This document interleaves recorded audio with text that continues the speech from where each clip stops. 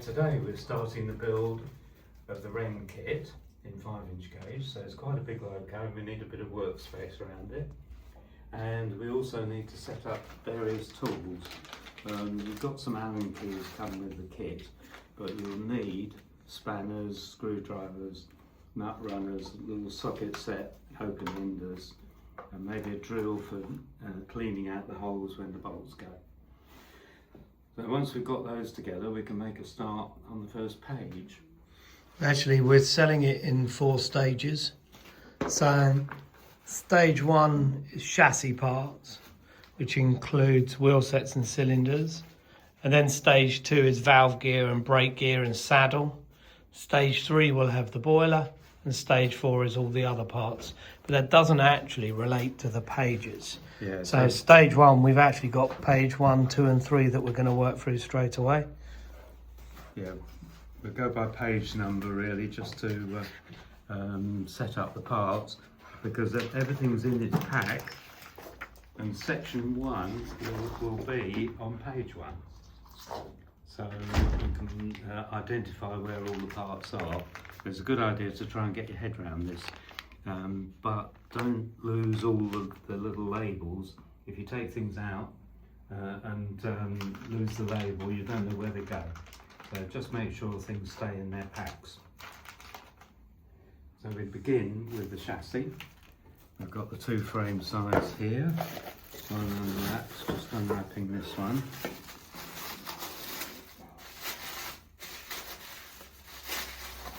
We can establish which is the front, where the cylinders go, and the back. Get the 2 together, so we're going like that. And we've got the back buffer beam, which is there, so that will need to be unwrapped.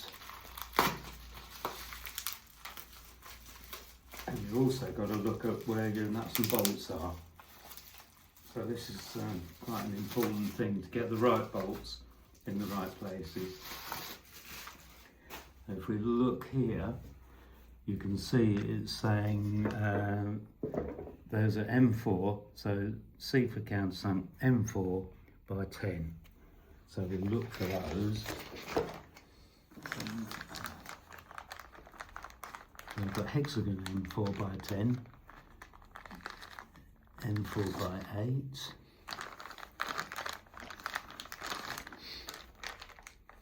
Just worth taking a little bit of time to organise them, are they? Yes, you've got to use the right ones in the right place, because if you use long ones where you're supposed to have short ones, those are M5s, M4 by 10, CM4 by 10.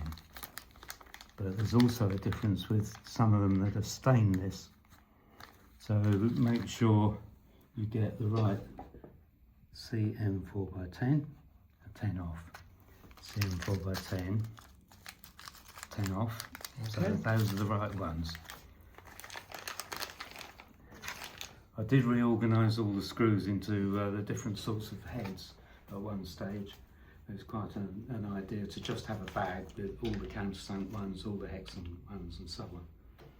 So then we'll begin assembly. Excellent. It's probably best to get the horns on now. I think I agree. In separate parts, so we'll start with that. Yeah, we've unwrapped a few items. Some obviously are very easy to identify. You know what's what.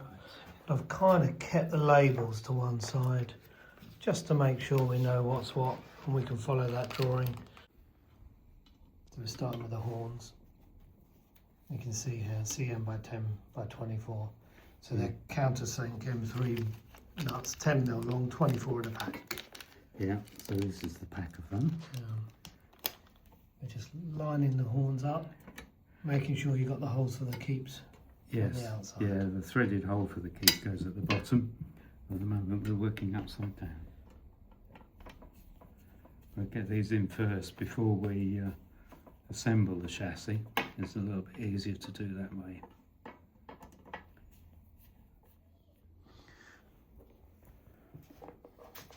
So we're just finishing off tightening the screws up on the horns there.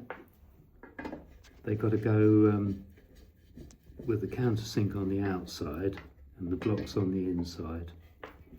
And when we get to fit the axle boxes, we've probably got to take a bit of paint off these edges to get a nice fit. They want to be nice and tight then, don't they? Yeah, free to slide up and down, but no slack. And then we'll move on to the next parts. So we've begun to get bits together for it. Are we done with these countersunk screws then? If we are, I'll put the rest of them back in the bag for later. Yeah, so they'll come in for another job because we've obviously got more than we need for this job. So keep those ready for the next part. Okey-doke. We're putting in one of the round stretchers, and that's got 6mm bolts. So we need 2 of those 6mm hexes.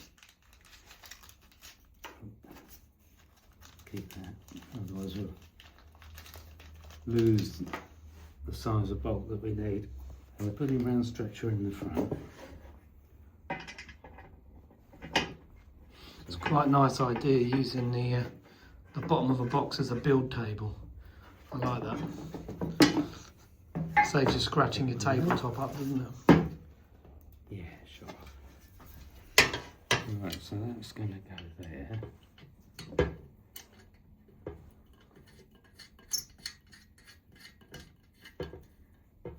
Only finger tight for the moment because we'll go around and tighten it when we've got all the elements in. Now this one, section 1, number 3. Countersunk M5B10s. Which is that one, number 3. So that goes in on these big countersunk ones here.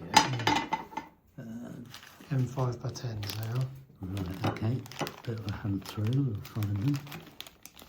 This is where it's quite useful to put all your hexagon heads in one pack and all your countersunk in another. Oh, okay. If I get one of these bags, every countersunk one we come across, we'll stick it in the bag and then we'll know where to find it. Yep, good idea. What are those ones? Countersunk M5x10. That's them. That's the ones, okay. You need 6 of those. Yeah. 4.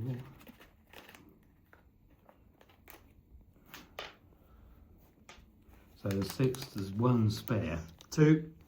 2 spares. All right, Yep. might be another chocolate. Must be something else that needs a countersink.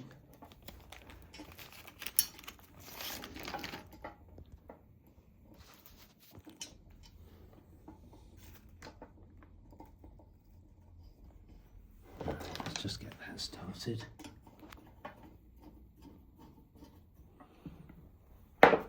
We get one each side.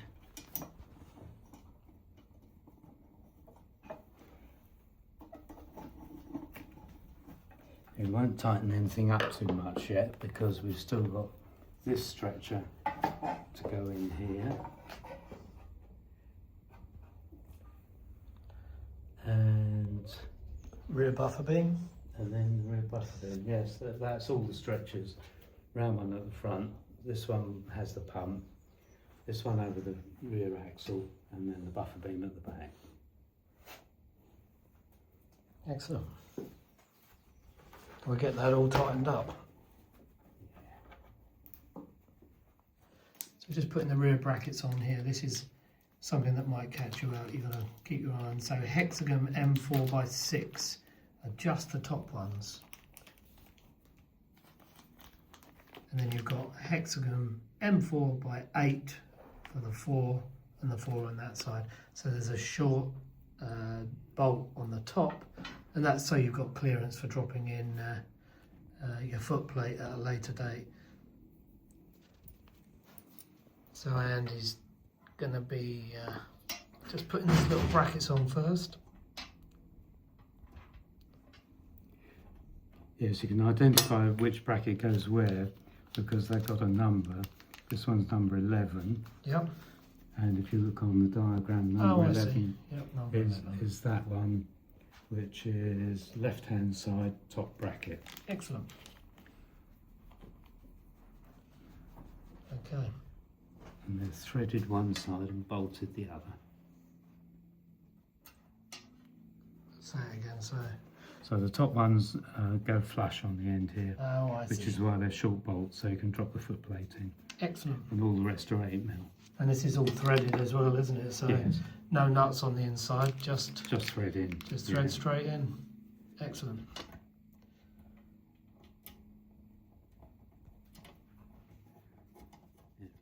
So now I've got these nice and tight, I can then go on and tighten up the bolts on the chassis. I have to say, this is becoming very solid. As soon as you start getting these nuts and bolts done up tight, you realise how substantial this chassis is.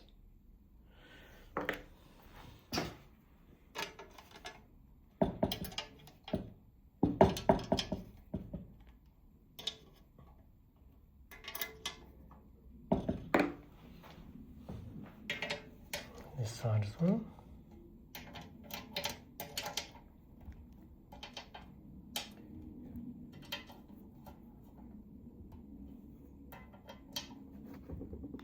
There we go. Okay, so last bit. Yeah. Last part on stage or page 1 of this build are the motion brackets, and they go on there.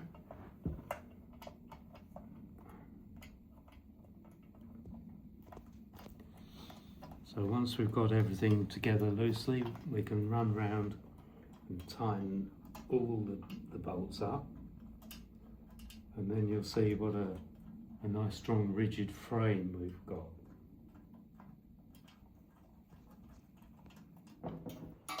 So this pretty much concludes page 1. Last little bit was the brake hangers. So Andy's just tightened that up. That's actually page 1 complete. So that is absolutely rigid. It's a good strong build. Yeah. Yeah, it certainly feels pretty rigid. And we've been round, tightened everything up, and got it all lined up and so on. And next page, we're looking at fitting the wheels. Here we go. So I we've got see. the wheels and And the the pump. keeps and the springs to go in, and the pump assembly, Excellent. which Right. goes through that hole in that stretcher there. I'll find the boxes. Mm.